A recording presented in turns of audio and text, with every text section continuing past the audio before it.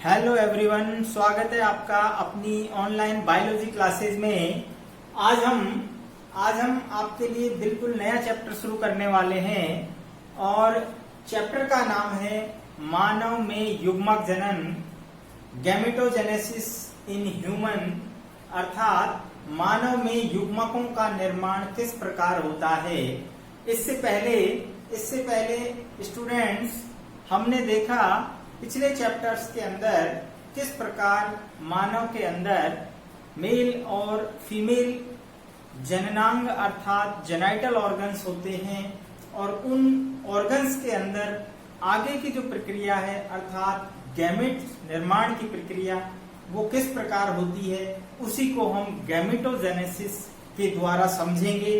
तो तैयार रहिए, आज की जो वीडियो है उसको आपको कंप्लीट देखना है और यहाँ पर हम देखेंगे किस प्रकार से युग्मक जनन की प्रक्रिया संपन्न होती है। तो यहाँ हम देख रहे हैं मानव में युग्मक जनन, गैमेटोजेनेसिस इन ह्यूमन। तो गैमेटोजेनेसिस आखिर है क्या?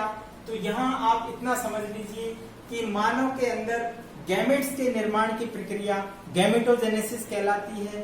गैमेट्स का फॉर्मेशन जो है जननांगों के अंदर होता है अर्थात जेनाइटल ऑर्गन्स के अंदर होता है।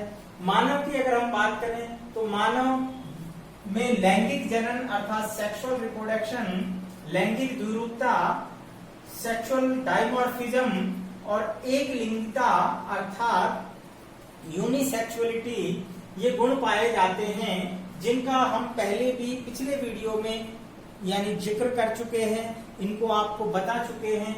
तो लैंगिक जनन का अर्थ होता है कि मानव के अंदर जो है नर और मादा प्राणी अलग अलग होते हैं और दोनों में गैमेट्स का फॉर्मेशन अलग अलग प्रकार से होता है।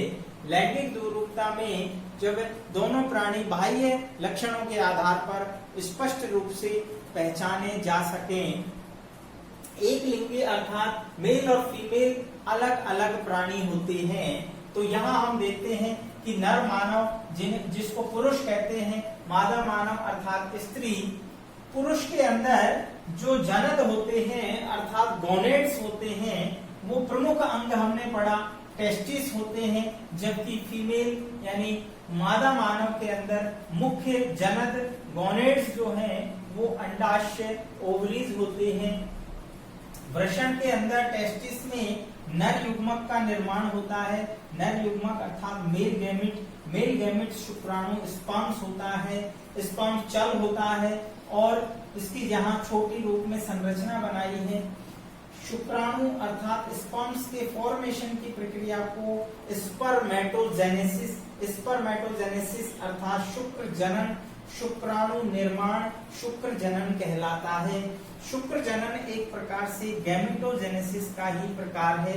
यहाँ अगर हम बात करें गैमेटोजेनेसिस अर्थात युग्मक जनन, युग्मकों का निर्माण गैमेटोजेनेसिस कहलाता है। Formation of gametes, two types का फॉर्मेशन होता है। एक अंडाणु जनन जिसे अंड जनन कहते हैं, दूसरा शुक्राणु जनन, शुक्र जनन। स्पर्मेटोजेनेसिस और oogenesis की अगर हम बात करें तो ये अंडाशय के अंदर होता है और अंडाशय जो है फीमेल गैमेट बनाता है, अंडाणु ओवम जो कि अचल होता है और इसके निर्माण की प्रक्रिया को अंड जनन या oogenesis कहते हैं। तो इस प्रकार इस रेखा चित्र से हमने ये समझा किस प्रकार दो अलग अलग युग्मक गैमेट्स जो है मानव के अंदर अलग अलग जो गोनेड्स हैं उनके अंदर बनते हैं, उनके अंदर निर्मित होते हैं और इनके निर्माण की प्रक्रिया को ही गैमेटोजेनेसिस कहते हैं। और ये जो गैमेटोजेनेसिस प्रक्रिया है दोनों अलग अलग प्राणियों के अंदर अलग अलग प्रकार से संपन्न होती है। इसी को हम लेते हैं, विस्तार से पढ़ेंगे कि स्पर्मेटोजेनेसिस क्या है और oogenesis क्या होता है।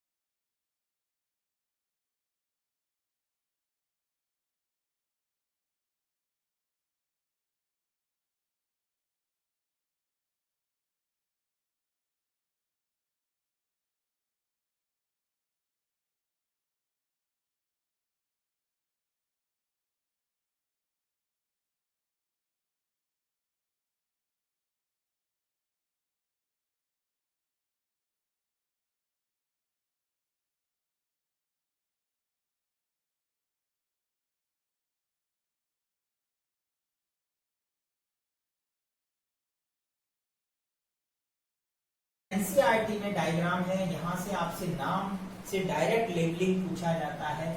तो यहाँ आप देख रहे हैं, मैं यहाँ नंबर डाल सकता हूँ कि ये 1 2 3 4 5 और ये 6। तो ये 6 स्टेप में आप देख रहे हैं। फर्स्ट सेल जो है वो है आदि जनक कोशिका, ये विभाजन करके क्या बनाती है, पुमणु जनक कोशिका, दैट इज स्पर्मेटोगोनियम। फिर इसके बाद थर्ड पे क्या बनेगी, प्राथमिक स्पर्मेटोसाइट्स। फोर्थ पर क्या बनेगी, सेकेंडरी स्पर्मेटोसाइट्स। फिफ्थ पर क्या है, शुक्राणु पूर्वी स्पर्मेटिड। और 6 पोजीशन पर क्या है, स्पर्म्स। तो इस प्रकार आप ये जो है स्लाइड के अंदर आप देख सकते हैं, ये सभी जो है पोजीशंस, सभी अवस्थाएं आपको नजर आती हैं। सर्टोली सेल में स्पर्म्स जो हैं आधार से लगे रहते हैं, जिसको हम सहारा देने वाली सेल्स भी कहते हैं। ये आप देख रहे हैं केंद्र की ओर विभाजन हो रहा है, ये केंद्र की ओर निर्माण हो रहा है। ऐसे प्रक्रिया को मानव के अंदर होलोजेनिक प्रकार का शुक्राणु उत्पादन कहते हैं। होलोजेनिक प्रकार का शुक्राणु उत्पादन कहते हैं। तो इस प्रकार स्पर्मेटोजेनेसिस की जो प्रक्रिया है वो लगभग हमने कहा 74 डेज में कंप्लीट हो जाती है और आजीवन चलती रहती है। तो नेक्स्ट वीडियो में हम देखेंगे किस प्रकार शुक्राणु का कायांतरण होता है।